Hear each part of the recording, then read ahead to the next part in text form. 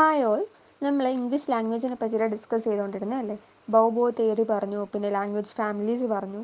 നമ്മൾ ഇന്ന് ഡിസ്കസ് ചെയ്യാൻ പോകുന്നത് ഇൻഫ്ലുവൻസ് ഓഫ് ബൈബിളാണ്.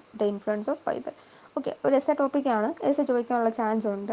അപ്പോൾ എസ് എ ചോദിക്കുമ്പോൾ നിങ്ങൾ സ്കിപ്പ് ചെയ്യില്ല, ബിക്കോസ് കണ്ടന്റ് ഭയങ്കര കുറവാണെന്ന് കരുതി സ്കിപ്പ് ചെയ്യരുത്. കണ്ടന്റ് ഒക്കെ ഉണ്ട്, നമുക്കത് സെറ്റാക്കാം. ഇപ്പോൾ ലാംഗ്വേജ് ഫാമിലിയൊക്കെ പഠിച്ച് നമുക്ക് സ്കോർ ചെയ്യുന്ന കാട്ടി എളുപ്പമാണ് ഈ ഇൻഫ്ലുവൻസ് ഓഫ് ബൈബിൾ പഠിച്ചിട്ട് നമുക്ക് എസ് എ സ്കോർ ചെയ്യാൻ വേണ്ടി. Okay, welcome to Book Howls. If you found this channel helpful, please subscribe our channel. Subscribe to our channel. Okay. അപ്പോൾ നമുക്ക് എന്താണ് ബൈബിളിൻ്റെ ഇൻഫ്ലുവൻസ് നോക്കാം. ബൈബിള് നമ്മുടെ ലാംഗ്വേജിനെ ഒരുപാട് സ്വാധീനിച്ചിട്ടുണ്ട്. അതായത് ബൈബിൾ ആദ്യം എന്താണ് ലാറ്റിനിലും ഗ്രീക്കിലും ഒക്കെ ആയിരുന്നു. ആ ഒരു ബൈബിള് ട്രാൻസ്ലേറ്റ് ചെയ്തു, ഇംഗ്ലീഷിലേക്ക് ട്രാൻസ്ലേറ്റ് ചെയ്യുന്നതിലൂടെ ആൾക്കാർ നമ്മുടെ സൺഡേ പ്രെയറിനൊക്കെ ചോദിച്ചിട്ട് പോയില്ലേ, അങ്ങനെ ചോദിച്ചിൽ പോയിട്ട് അത് കേട്ട് കേട്ട് കേട്ട് കുറേ വേർഡ്സ് അവരിങ്ങനെ അസിമുലേറ്റ് ചെയ്യാൻ തുടങ്ങി. അങ്ങനെ അവർ കുറേ വേർഡ്സ് പുതിയതായിട്ട് പഠിച്ചു. പിന്നെ ഇപ്പോൾ നമ്മളാണെങ്കിലും കൊറിയൻ സിനിമകളോ ഫ്രഞ്ച് ഫിലിമൊക്കെ കാണുമ്പോഴത്തേക്കും നമുക്ക് വലിയ മനസ്സിലാവത്തൊന്നുമില്ല, എങ്കിൽ പോലും കുറേ വേർഡ്സ് നമ്മളങ്ങ് കേട്ട് കേട്ട് കേട്ട് നമ്മളങ്ങ് യൂസ്ഡ് ആവും, നമ്മളങ്ങ് പഠിക്കും ഇല്ലേ? അതുപോലെ അവരും ഇങ്ങനെ ചോയ്സിലൊക്കെ പോയി ഈ ഒരു ബുക്ക് റീഡ് ചെയ്തപ്പോഴത്തേക്കും അത് കേട്ട് അങ്ങനെ കുറേ സംഭവങ്ങൾ അസിമുലേറ്റ് ചെയ്യുന്നുണ്ട്. ഞാൻ ഈ പറയുന്ന ബുക്ക് ഏതാണെന്നറിയോ? A concise history of English literature and language by K Radhakumari. അത് നോക്കി ഞാൻ അതേപോലെയാണ് പറയുന്നത്. അപ്പോൾ നിങ്ങളുടെ കയ്യിൽ ആ ബുക്ക് ഉണ്ടെങ്കിൽ അതങ്ങ് ഫോളോ ചെയ്താൽ മതി. ബുക്ക് ഇല്ലെങ്കിൽ കമൻറ്റ് ചെയ്യുകയാണെങ്കിൽ ഞാൻ ചാനലിൽ കൊടുത്തേക്കാം ഈ ഫോട്ടോ. ഓക്കെ, അപ്പോഴത്തേക്കും നമ്മൾ ബൈബിള് എങ്ങനെയാണ് ഇംഗ്ലീഷ് ലാംഗ്വേജിനെ സ്വാധീനിച്ചത് എന്ന് പറയുമ്പോഴത്തേക്കും നമ്മൾ ആദ്യ കാലം മുതലുള്ള ട്രാൻസ്ലേഷൻസ് തൊട്ട് തുടങ്ങണം. ആദ്യമായിട്ടൊന്നും പറയാൻ പറ്റില്ല, പക്ഷെ ആദ്യ കാലങ്ങളിൽ ഒരു 16-ാം നൂറ്റാണ്ട് ടൈമിൽ ഇംഗ്ലീഷ് ലാംഗ്വേജിലേക്ക് ബൈബിൾ ട്രാൻസ്ലേറ്റ് ചെയ്യുന്ന രണ്ട് മഹാന്മാരുണ്ട്, ടിൻഡലും കവർഡെയിലും. ആരൊക്കെയാണ്? ടിൻഡലും കവർഡെയിലും. അതിനുശേഷം ഒരു 1611 ടൈമൊക്കെ ആകുമ്പോഴത്തേക്കും കിങ് ജെയിംസ് ഫസ്റ്റിൻ്റെ ഒരു ലീഡർഷിപ്പിൽ ഓതറൈസ്ഡ് വേർഷൻ ഓഫ് ബൈബിൾ എന്ത് ചെയ്യുന്നുണ്ട്? ഫോം ചെയ്യുന്നുണ്ട്. അപ്പോൾ അത്രയും നാളത്തെ എവല്യൂഷൻ നമ്മൾ മനസ്സിലാക്കിയിരിക്കണം. ഓക്കെ, അപ്പോൾ ടിൻഡലും കവർഡെയിലും ഒരുപാട് കോൺട്രിബ്യൂഷൻസ് കൊടുത്തിട്ടുണ്ട്, അതൊക്കെ നമുക്ക് ഇൻക്ലൂഡ് ചെയ്ത് എഴുതാൻ പറ്റും കേട്ടോ. ഓക്കെ, അപ്പോഴത്തേക്കും ആദ്യമായിട്ട് ആംഗ്ലിക്കൻ പ്രയർ ബുക്ക് 1549 ഇഷ്യൂ ചെയ്യുന്നുണ്ട്. ആ ഒരു ആംഗ്ലിക്കൻ പ്രയർ ബുക്ക് തന്നെ നമ്മുടെ ലാംഗ്വേജിൽ ഒരുപാട് സ്വാധീനിക്കുന്നുണ്ട്. അത് നമ്മൾ പറഞ്ഞു. ഓക്കെ, അതുപോലെ തന്നെ ടിൻഡൽ മുതലുള്ള ആൾക്കാർ ലാറ്റിനിൽ നിന്നിട്ടല്ല ട്രാൻസ്ലേറ്റ് ചെയ്തത്, അവർ ഗ്രീക്ക് ഹീബ്രു ആ ലാംഗ്വേജിൽ നിന്നിട്ടാണ് ബൈബിൾ ട്രാൻസ്ലേറ്റ് ചെയ്യുന്നത്. ഓക്കെ, അപ്പോൾ ലാറ്റിൻ ഇൻഫ്ലുവൻസ് ഭയങ്കരമായിട്ട് കുറയും. ഗ്രീക്കിൽ നിന്ന് അവർ നേരെ ട്രാൻസ്ലേറ്റ് ചെയ്യാണ്. അതുപോലെ തന്നെ ട്രാൻസ്ലേറ്റേഴ്സിന് ഭയങ്കര സ്വാധീനമുണ്ട്. ഇപ്പോൾ നമ്മൾ സിനിമ കാണുന്നു, ഡബ്ബിംഗ് ആർട്ടിസ്റ്റ്, അവർക്ക് ഭയങ്കര സ്വാധീനമുണ്ട്. അല്ലെങ്കിൽ ആ സിനിമ റീമേക്ക് ചെയ്തു, ഇപ്പോൾ നമ്മൾ മലയാളത്തിലെ ദൃശ്യം റീമേക്ക് ചെയ്ത് വേറെ ഭാഷകളിലേക്കൊക്കെ പോകുമ്പോൾ നന്നാവണം എന്നില്ല. അല്ലെങ്കിൽ നമ്മുടെ ഇപ്പം അയ്യപ്പനും കോശിയും റീമേക്ക് ചെയ്ത് തെലുങ്കിലൊക്കെ പോയപ്പോഴത്തേക്കും അത് സൂപ്പർ അല്ലായിരുന്നോ? അതുപോലെ തന്നെ ഈ റീമേക്ക് ചെയ്യുന്നവരുടെ കയ്യിൽ അവർക്ക് ഭയങ്കരമായിട്ട് സ്വാധീനിക്കാൻ പറ്റും, അതിനെ നന്നാക്കാനും മോശമാക്കാനും ഒക്കെ പറ്റും. നമ്മുടെ ടിൻഡലും കവർഡെയിലും നല്ല പോലെ തന്നെയാണ് അവർ ട്രാൻസ്ലേഷൻസ് ചെയ്തിരുന്നത്. സോ അതുകൊണ്ട് നമ്മുടെ ലാംഗ്വേജിനെ ഭയങ്കരമായിട്ട് സ്വാധീനിച്ചു. ടിൻഡൽ ഗ്രീക്കിൽ നിന്നുമാണ് എന്ത് ചെയ്തത്? ട്രാൻസ്ലേറ്റ് ചെയ്തത്. ഓക്കെ, ഇനി നമ്മൾ പഠിക്കാൻ പോകുന്നത് ടിൻഡലിൻ്റെ കോൺട്രിബ്യൂഷൻസ് എന്തൊക്കെയാണെന്നാണ്. So we have to give a heading, ഒരു ഹെഡിങ് കൊടുത്തിട്ട് ടിൻഡലിൻ്റെ കോൺട്രിബ്യൂഷൻസ് എന്നൊക്കെ പറഞ്ഞിട്ട് പിന്നെ നമ്മൾ പോയിന്റ് വൈസ് പോയിന്റ് ആയിട്ട് നമ്മളത് നോട്ട് ചെയ്ത് കാണിക്കുകയാണ്. അപ്പോൾ നോക്കുന്നവർ ഓക്കെ ഇതിന് എന്തെങ്കിലും അറിയാം, ഇത് കത്തി വെക്കുകയല്ല ഗ്യാസ് കയറ്റുമോ അല്ല എന്ന് മനസ്സിലാക്കിയിട്ട് നമുക്ക് മാർക്ക് കിട്ടും. ഓക്കെ, ടിൻഡലിന് ഏറ്റവും ഫീച്ചർ എന്ന് വെച്ചാൽ അദ്ദേഹത്തിൻ്റെ ആ ഒരു ഇഡിയോമാറ്റിക് ആയിട്ടുള്ള സ്റ്റൈലാണ്. ഇഡിയംസ് ആണ് ഇദ്ദേഹം കൂടുതലായിട്ടും യൂസ് ചെയ്തത്. ഓക്കെ, ഇഡിയംസ് ആണ് എങ്കിൽ പോലും ഇറ്റ് വാസ് ബ്യൂട്ടിഫുൾ. അതുപോലെ അദ്ദേഹം ഒരുപാട് യൂസേജസ് എന്ത് ചെയ്യുന്നുണ്ട്? നമ്മുടെ ലാംഗ്വേജിലേക്ക് കൊടുക്കുന്നുണ്ട്. അതിനൊരു ഉത്തമ ഉദാഹരണമാണ് സ്കേപ്പ് ഗോട്ട് കേട്ടോ. നമ്മൾ ബലിയാടെന്നൊക്കെ പറയത്തില്ലയോ, അതുപോലെ സ്കേപ്പ് ഗോട്ട് എന്ന് പറയുന്നത് അതൊരു സ്പെഷ്യൽ മെൻഷൻ ഡിസേർവ് ചെയ്യുന്ന ഒരു വേർഡാണ് സ്കേപ്പ് ഗോട്ട്. ഓക്കെ, അതുപോലെ തന്നെ the word is actually and crude translation of A proper name in Hebrew. അതുപോലെ അദ്ദേഹം ഒരുപാട് ഫിഗറേറ്റീവ് യൂസ് ഓഫ് വേർഡ്സ് ചെയ്യുന്നുണ്ട്. What is figurative use of word? നമ്മൾ ഒരു വേർഡ് യൂസ് ചെയ്യുമ്പോൾ കുറച്ച് എംബലിഷ്മെൻറ്റ്സ് അല്ലെങ്കിൽ കുറച്ച് ഫിഗറേറ്റീവായിട്ട് എന്താ പറയുക, ബ്യൂട്ടിഫുൾ ആയിട്ട് നമ്മൾ ആലങ്കാരികമായിട്ട് പ്രയോഗിക്കില്ലേ, അതാണ് ഫിഗറേറ്റീവ് യൂസേജ്. അതൊക്കെ ഇദ്ദേഹം ചെയ്യുന്നുണ്ട്. അതുപോലെ ഇദ്ദേഹം കുറേ ഫ്രേസസും വേർഡ്സും ഇംഗ്ലീഷിലേക്ക് കോൺട്രിബ്യൂട്ട് ചെയ്യുന്നുണ്ട്. കുറച്ചധികം വേർഡ്സ് ഉണ്ട്, നമ്മളൊരു 4 പഠിക്കാൻ എളുപ്പത്തിനൊരു 4 ഓർത്ത് വെച്ചിരുന്നാൽ മതി. അത് ഞാൻ പറയാം. എൽഡർ, നമ്മൾ പ്രീസ്റ്റിനൊക്കെ പറയില്ലേ, ആ ഒരു എൽഡർ ഉണ്ട്.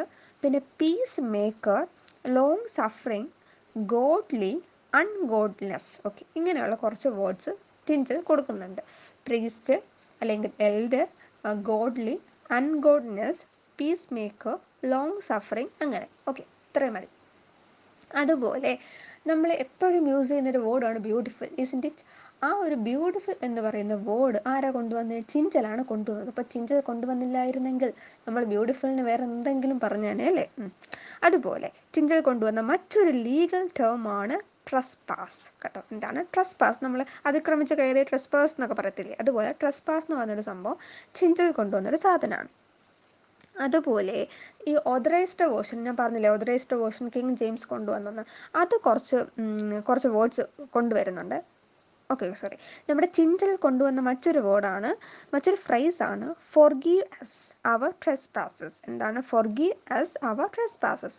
അതിനെ നമ്മുടെ ഓതറൈസ്ഡ് വേർഷൻ ചെറുതായിട്ടൊന്ന് ചേഞ്ച് ടു എന്തായിട്ട് ചേഞ്ച് ചെയ്യുന്നു? ഫോർഗീവ് ആസ് അവർ ഡെറ്റ്സ് കേട്ടോ. ഫോർഗീവ് ആസ് അവർ ഡെറ്റ്സ് എന്നാക്കി. ഇമ്പോർട്ടൻ്റ് അല്ല, ഓർക്കണ്ട, പോട്ടെ, പാടാണെങ്കിൽ പഠിക്കണ്ട. അതുപോലെ നമ്മുടെ ചിഞ്ചൽ കൊണ്ടുവന്നിട്ടുള്ള കുറച്ച് ഫ്രൈസസ് ഉണ്ട്. അതായത് the burden and the heat of day. പിന്നെ നമ്മളെല്ലാവർക്കും ഫെമിലിയർ ആയിട്ടുള്ളൊരു ഫ്രൈസ് ഉണ്ട്, eat drink and be merry. കേട്ടില്ലേ? Eat drink and be merry അല്ല, അതന്നെ, ബി മെറി.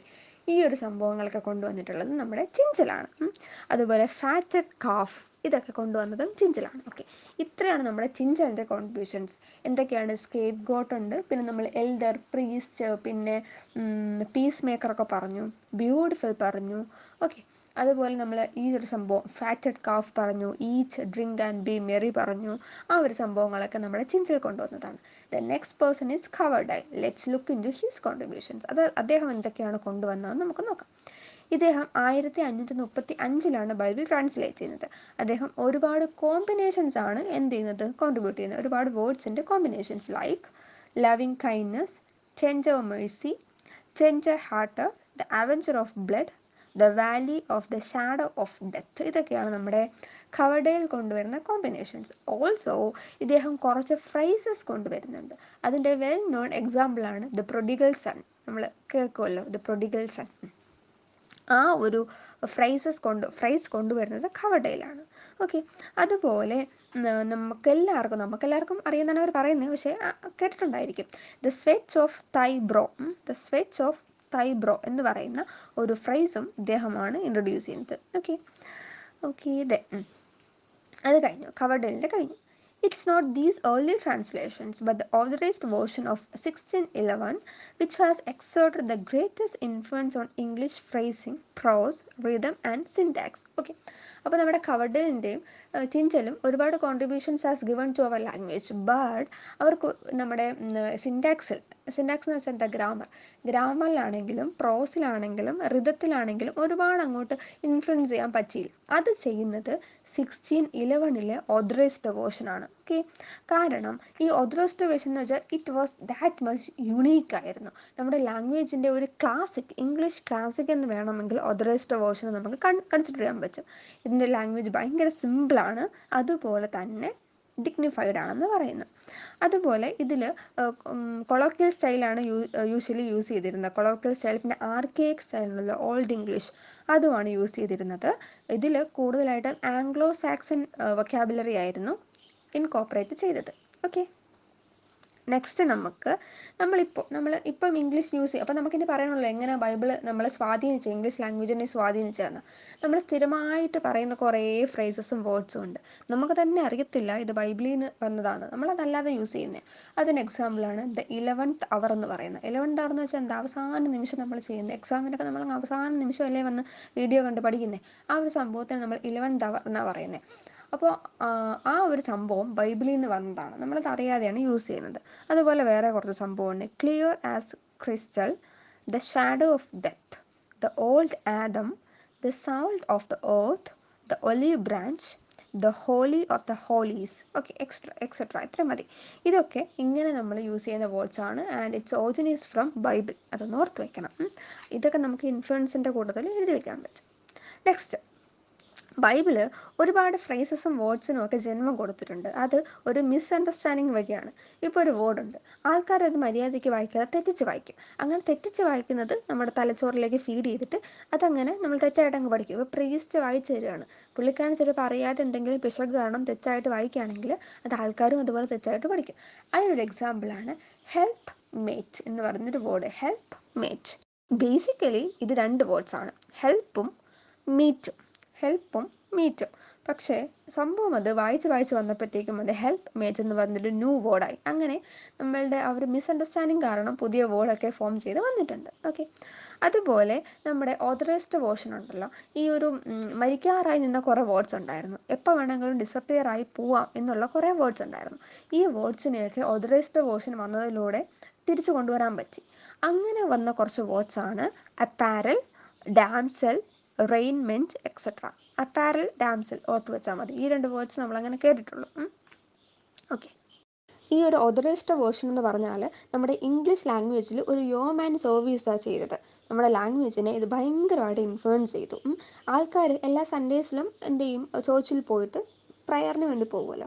അങ്ങനെ പോകുമ്പോഴത്തേക്കും അവർ ചേർച്ചിൽ നിന്ന് കേൾക്കും. അതുപോലെ ബൈബിൾ അവർ ഇംഗ്ലീഷിലേക്ക് ട്രാൻസ്ലേറ്റ് ചെയ്തപ്പോഴത്തേക്കും അവരത് വാങ്ങി വായിക്കാൻ തുടങ്ങി.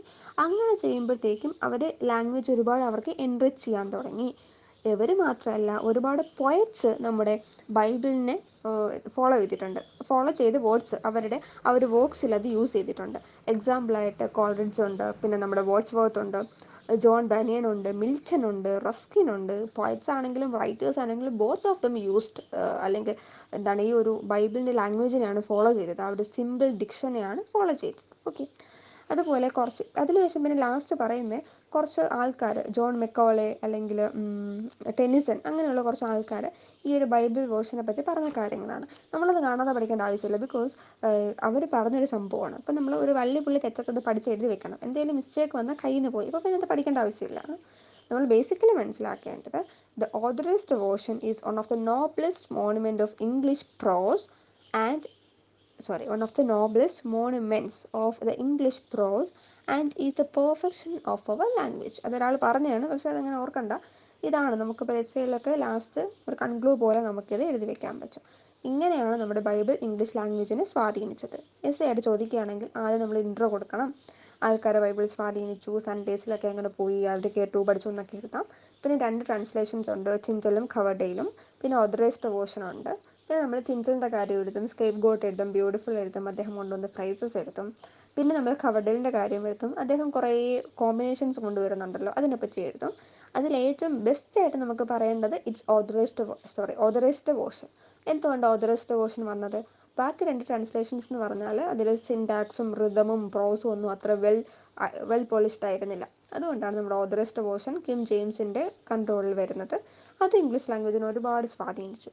പിന്നെ ഇൻഫ്ലുവൻസ് ആയിട്ട് നമ്മൾ എന്ന് ബൈബിളിൽ നിന്ന് വന്ന വേർഡാണെന്ന് അറിയാതെ തന്നെ യൂസ് ചെയ്യുന്ന കുറേ ഫ്രൈസസ് ഉണ്ട്. അത് നമുക്ക് എഴുതി വെക്കാൻ പറ്റും. The shadow of death, the 11th hour, the salt of the earth ഒക്കെ നമുക്ക് എഴുതി വെക്കാൻ പറ്റും. പിന്നെ അബദ്ധത്തിൽ മാറിപ്പോയ കുറച്ച് വേർഡ്സ് ഉണ്ട്, ഹെൽപ്പ് മേറ്റ്, അതൊക്കെ എഴുതി വെക്കാൻ പറ്റും. പിന്നെ മരണത്തിൻ്റെ വക്കിൽ നിന്നും രക്ഷപ്പെട്ട കുറച്ച് വേർഡ്സ് ഉണ്ട്, ഡാംസൽ, അപ്പാരൽ, അതൊക്കെ എഴുതി വെക്കാം. പിന്നെ ഈ ഒരു ഓതറൈസ്ഡ് വേർഷൻ്റെ സിമ്പിൾ ഡിക്ഷനെ ഫോളോ ചെയ്ത റൈറ്റേഴ്സ് ഉണ്ട്, കോൾറിഡ്ജ്, വേർഡ്സ്വർത്ത്, ടെന്നിസൺ, മിൽട്ടൺ, അത് എഴുതി വെക്കാൻ പറ്റും.